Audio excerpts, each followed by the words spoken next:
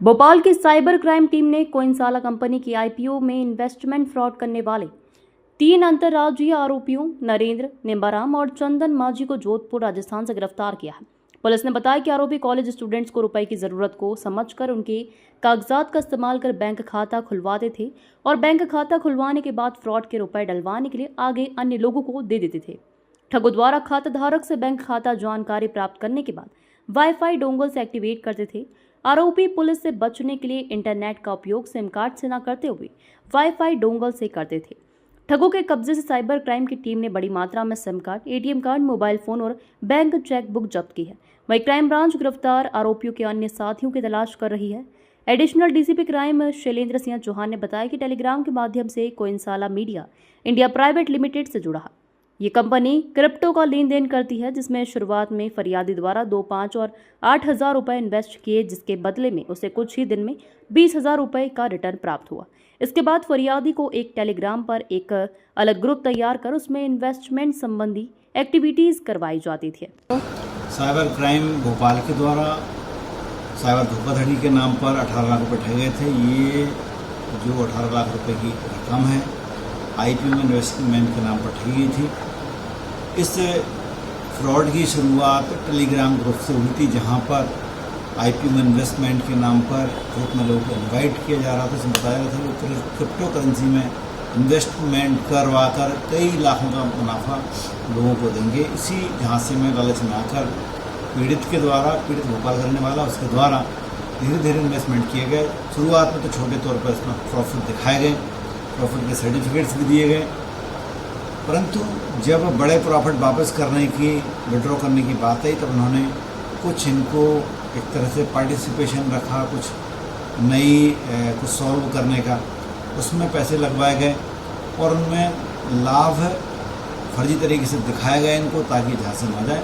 और लगभग 18.5 लाख से अधिक की रकम पीड़ित के द्वारा ठगी गई है, पीड़ित से ठगी गई है। और फिर इस रिपोर्ट पर साइबर क्राइम के द्वारा इन्वेस्टिगेशन किया गया। ये पूरा राजस्थान बेस्ड रैकेट है, जहाँ पर कुछ लोग खाते खरीदते हैं, इसमें एक परिवार के ही लोग शामिल हैं।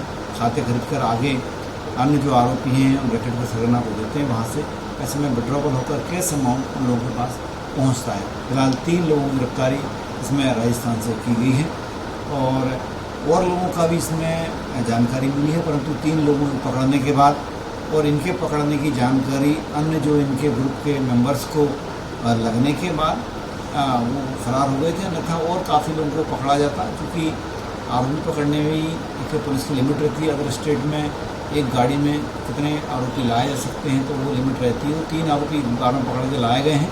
इसके अलावा अगली बार फिर जो आरोपी आइडेंटिफाई हैं उन पर फरार इनाम घोषित किया जाएगा।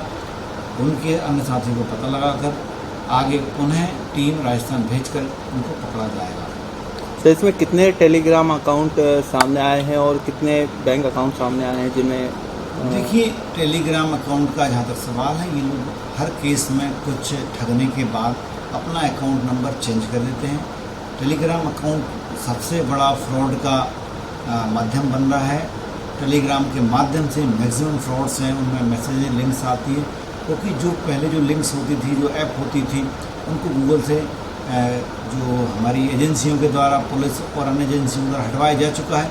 इसलिए जो टेलीग्राम ग्रुप है उसमें लिंक्स भेजते हैं, उसमें लोगों को ठगते हैं और बाकी जो ग्रुप्स में शामिल लोग होते हैं उसी रैकेट्स के मेंबर होते हैं। या तो वो लालच में जुड़े रहते हैं या झांसा देने के लिए, पीड़ितों को बताने के लिए हमको बेनिफिट हो रहा है। कुछ लोगों से ग्रुप में बात करते हैं तो वो झूठा इसमें लालच का आश्वासन देते हैं और ये बताते हैं कि उनको फ़ायदा हो रहा है, परंतु उस गैंग के मेंबर्स ही लगभग वो लोग होते हैं, या फिर जो ठगे गए होते हैं बाकी लोगों को ठगी राशि वापस कराने के लालच में उनको शामिल कराए रहते हैं। इससे इस टेलीग्राम ग्रुप में मदद मिलती है। बाद में इस ग्रुप से लोग एग्जिट हो जाते हैं, नया ग्रुप बना लेते हैं। तो इस तरह कई तरह के ग्रुप हैं जो टेलीग्राम पर बने हुए हैं। सर, इन पर पहले भी ठगी के मामले दर्ज है? बिल्कुल, चूँकि इसकी आरोपियों को ठगी का मालूम मोबाइल नंबर से और खातों से पता चलता है। एक बार ठगी करने के बाद उस मामले के खाते ये बंद कर देते हैं, नंबर बंद कर देते हैं, या पुलिस के द्वारा वो नंबर और खाते ब्लॉक करवा दिए जाते हैं। इसके बाद नए खाते नए नंबर की जारी करते हैं, जिससे इनकी ट्रेल खत्म हो जाती है। बाकी केसेज में इनके खिलाफ अगर कोई शिकायत है अपराध तो NCRP DMS पोर्टल पर मालूम पड़ जाता है। अभी फ़िलहाल इनकी दूसरी चीज़ें नहीं मालूम पड़ी हैं। और इसी ट्रेल को ख़त्म करने के लिए हर बार नए अकाउंट्स और नए मोबाइल नंबर का इस्तेमाल करते हैं।